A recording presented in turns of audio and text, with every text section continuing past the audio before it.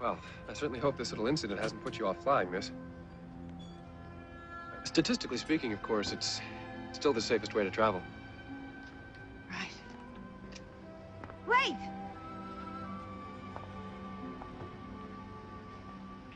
Who are you? A friend.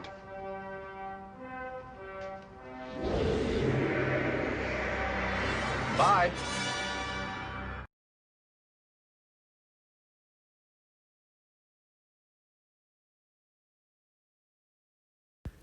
What's going on, my beautiful DC brothers and sisters? It's your boy, the Truth 31. Hit like, subscribe for all that DC goodness on that face, neck, and chest. And what can I say about this movie that hasn't been said already? It's a classic. It's a masterpiece. It's Christopher Reeve's Richard Donner's Superman the movie 1978. I mean, this film gave birth to the superhero genre. And it's funny. Just like Superman in the comics, who is the godfather of all superheroes, Christopher Reeve and Richard Donner created a movie, the Superman film, that's the godfather of comic book movies. Without Superman the movie, there would be no Marvel Universe, there would be no DC Universe. So you have to thank Christopher Reeves and you have to thank Richard Donner for creating something so majestic and so beautiful and such a love letter to DC Comics and such a beautiful, grand film back in 1978. And Christopher Reeve, I mean, come on. I mean, to this day, he's still a lot of people's favorite Superman. He's my Superman. He's the one that I watched when I was a little kid, and I loved his performance. His performance is something truly unique, truly special, just something magnetic. I mean, the man had such screen presence and he was so lovable. And his performance as Clark Kent and Superman, just the difference in body language, in the way he spoke, in the way he moved, it was just like a completely different performance. And Christopher Reeves doesn't get enough credit for this, but he really did give two different performances in this movie. The Clark Kent persona, which is all bumbly and cheery and happy and nerdy, and Superman, who is like this regal god who's just walking among us. And yet he plays both characters in the same lovable, respectful way and kind way. And that's who Superman is, and that's what Christopher Reeves really brought to this character, because Christopher Reeves, in many interviews that he's done talking about Superman, you can see that he truly loved the character. He cherished the character and he protected the character in a lot of different ways. And that's why I think to this day he speaks to so many people, and people just worship Christopher Reeves and they worship his Superman. And even though it's annoying from critics and bloggers who are like, well, why isn't Henry Cavill just like Christopher Reeves? Because of how good Christopher Reeve's performance was in this film, and Richard Donner brought out of Christopher Reeve. And you have to remember, Christopher Reeve was an unknown before Superman the movie, and that's what Richard Donner wanted. He wanted an unknown actor to play the role. He didn't want a famous movie star because he felt like it would take away from the audience's believability to believe a man can fly, because you wouldn't believe like an Al Pacino or Sylvester Stallone playing Superman. So you needed an actor who completely embodied the role and made you believe that this guy is Superman. And that's what Richard Donner did, and that's the brilliance of his direction, is knowing that what he wanted for that film. And Christopher Reeves, I mean, the guy is a legend, R.I.P. And like I said, he will always be my Superman. And kudos to Margo Kidder, who also passed away sadly, but she is fantastic as Lois Lane, and their chemistry between the two of them is just fantastic. And I love Margo Kidder's I love her interpretation of Lois Lane. Like, I love the way how she treats Clark and Superman so differently. Like, she treats Clark as the bumbling nerd. He's like, listen, like what? Like, I have no interest for you. She barely gives him the time of day. And yet when she sees Superman, it's almost like a schoolgirl crush, right? She's like infatuated with Superman. Like, she looks at him like this god, like, oh my God, like, please be my boyfriend or something like that, which is, again, but it's so cute. and it's so charming, and the way she plays it, you believe it, because obviously, Christopher Reeves was a good-looking dude. He's the embodiment of what a man should be: tall, good-looking, blue eyes. I mean, he's literally Superman. Again, that's why so many people love his character, because he just looks like Superman. He looks like he stepped out of the comic book, and that's great. And that's great casting by Richard Donner, and that's what he wanted.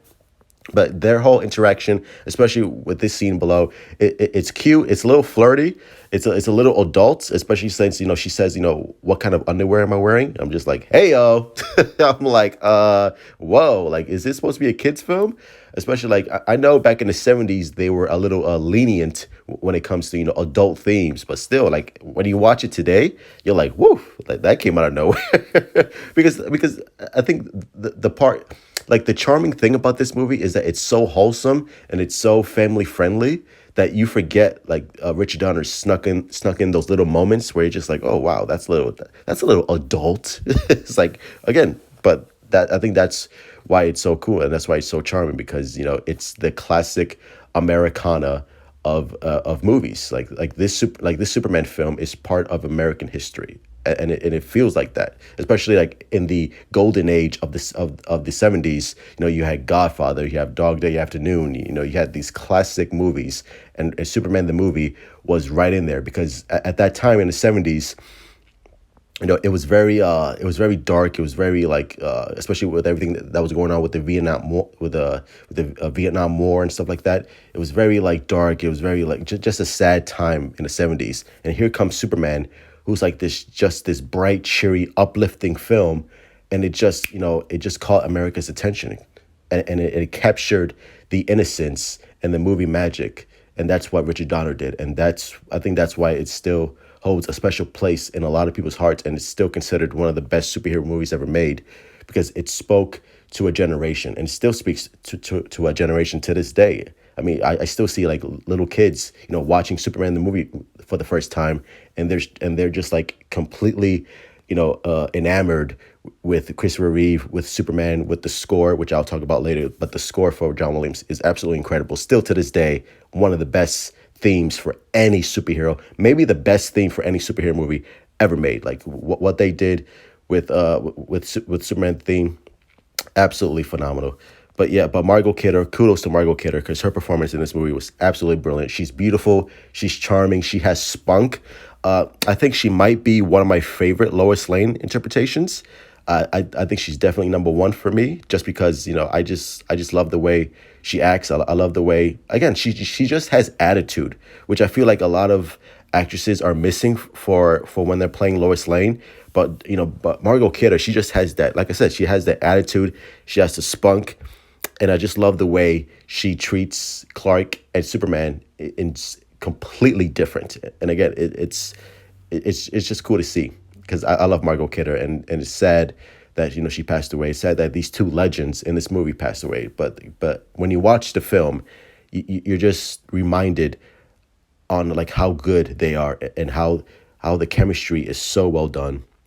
And of course, that's a big kudos, a big respect to Richard Donner, who's directed the Lethal Weapon films, which I love, by the way. I love the Lethal Weapon films. They're awesome.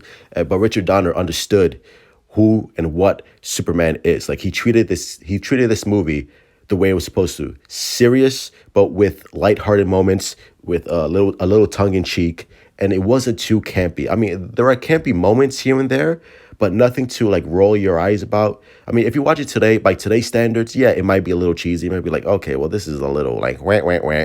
But it wasn't that. Like, it's funny when it needs to be funny.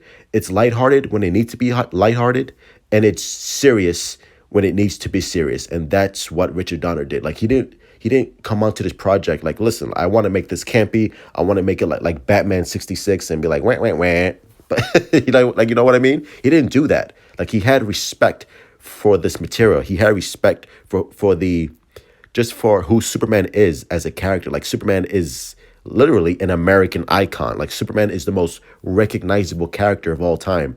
And Richard Donner approached that in that manner. He said, "Look, I want to take this seriously. I want to treat this like you would treat if you were directing a Godfather movie or an Al Pacino movie back in the '70s, or a Taxi Driver." He said, "Why not? Why not take this material seriously?" And that's exactly why he did what he did, and that's why it still holds up. And again, you have to show respect to Richard Donner. And Gene Hackman, love Gene Hackman as Lex Luthor. He's funny, he's charming. He hems it up a bit. It's a little bit like rant. But again, it's cheesy, but it's so fun to watch, and you could tell that Gene Hackman is having a lot of fun as Lex Luthor. Again, not my favorite interpretation of Lex Luthor, but it's still fun, and he brings a lot of charm to it. He brings there's great banter between him and his lackey Otisburg. Again, like the relationship between those two is funny. It's hilarious, and I just love it. And again, like it's just cool to see Gene Hackman, like a legend like that, participating alongside Marlon Brando in this, was supposed to be a campy film, but they make it work, and they legitimize the film, which is awesome. And again, and speaking of legitimize, the Superman theme is absolutely phenomenal. One of the essential things about the film to me was the fact that it was fun and didn't take itself too seriously, and the way Richard had directed it, and particularly the way Chris and Margo had played the parts, that it had an almost kind of theatrical camp, if you like, to it. That didn't take itself too seriously, and that if one could strike a level of theater and sleight of hand and tongue-in-cheek in the creation of the themes, that it might be the right idea. When somebody that has the command musically that he has gets with 100-piece orchestra and starts to go, it's just so thrilling. I mean, when you have a great score for a movie, it just brings everything to life. The day we went into a recording studio and we ran the opening credits, and as Superman came on the screen, I swear to God, if you listen carefully, it literally, the music speaks the word.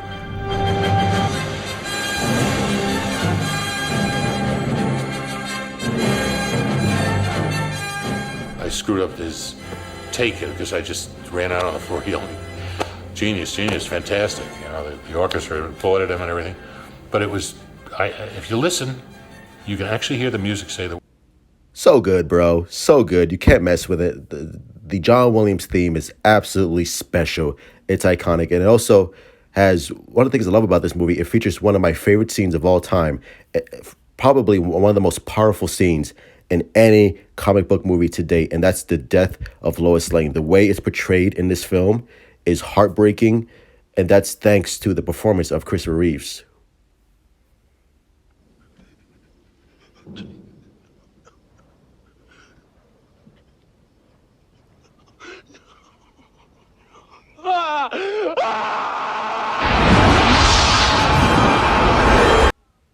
So powerful, so strong, and again, it's one of those moments that really takes you by the heart. But again, Superman the movie is absolutely phenomenal. The story is so well crafted. It feels like a grand epic movie the way it should be. And Christopher Reeves delivers a performance of a lifetime. So yeah, go watch Superman the movie, 1978. It's a modern classic, and it's one of the best Superman films of all time. This country is safe against Superman, thanks to you. No, sir. Don't thank me, Warden. We're all part of the same team. Night.